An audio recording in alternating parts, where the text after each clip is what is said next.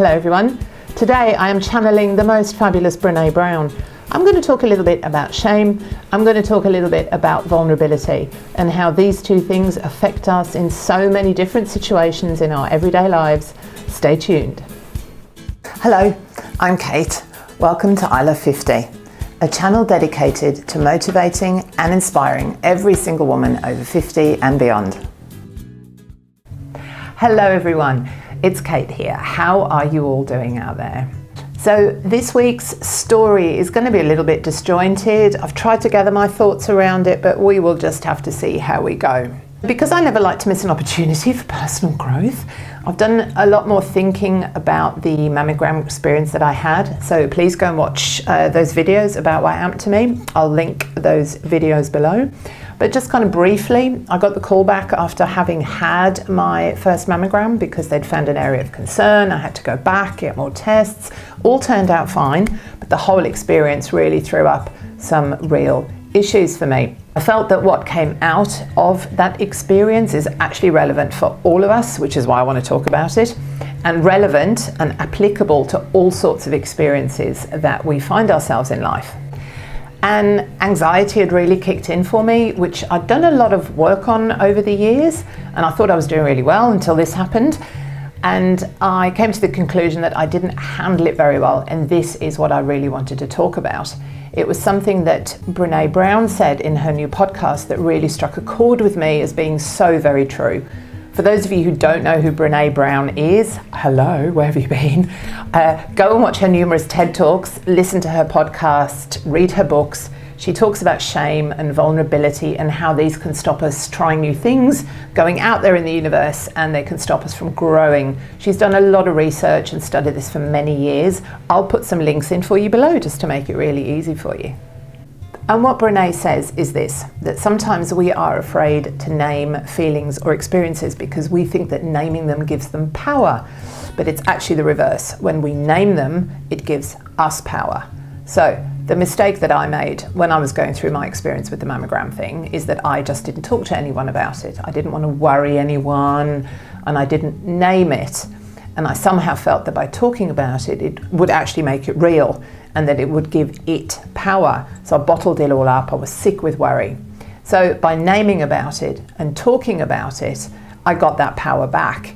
And that was completely true because the moment I started to tell people about it and share my experience, everyone said, oh yeah, that's happened to me. Oh, I know somebody who that's happened to.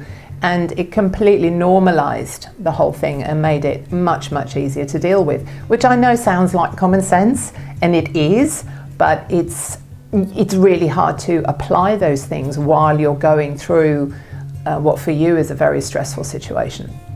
We also need to reality check our expectations. You need to acknowledge and remember this is going to be hard. This is going to suck for a little while. I'm not going to crush this right away. And know this while you're going through it so that you can normalize it and acknowledge and remember this might be your first experience of something. And remember, this is how it is supposed to feel. And don't be harsh and don't be judgmental. It's supposed to be uncomfortable, and this is what it takes to be brave, and this is how it is supposed to feel.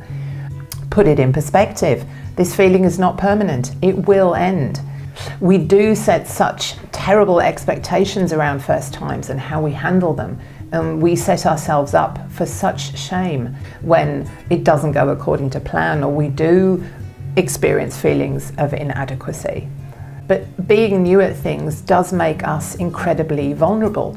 Brené says that the definition of vulnerability is uncertainty and risk and emotional exposure. And this is exactly what happened to me. This is directly applicable to what happened to me. So we normalize it. This is new. I don't know what I'm doing. It's okay to feel scared. I can't draw on past experiences here. This is my first time at doing this. Put it in perspective. It's not permanent. This feeling won't always be there. It's happened to plenty of other people. Talk about it. Reality check your expectations. So after the struggle that I had coping while I was waiting for my mammogram biopsy results, I felt like a complete fraud because it all turned out okay, for having been so worried when there was actually nothing wrong with me. Be mindful. It is an emotionally heavier lift than you thought it was going to be. This is harder than I thought it was going to be. It is scary, and it's all okay. It's okay to feel like that. In my language and the way I understand this, I think we need to all think about the weight of expectations that we put on ourselves. Give yourself a break. You don't need to be perfect. You don't need to crush it every time, and certainly not the first time. And accept that you'll make mistakes. And while experiencing fear is challenging and it sucks, it's also okay to be vulnerable.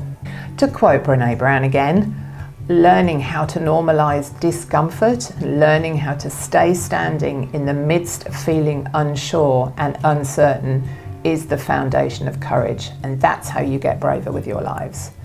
So learn to be okay with that feeling of eek, I don't know what I'm doing. You can even learn to love it and thrive with it, but that of course is a whole other step, Kate. But it's something to strive for, and I think a great motto to live by, especially now during this global pandemic, learning to stay standing in the middle of all this uncertainty. You probably feel like we can get through anything, right?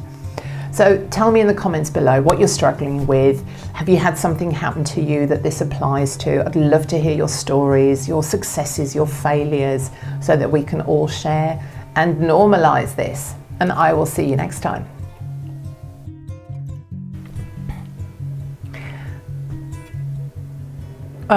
Okay, I'm just going to have to deal with that text. It's gone tiny.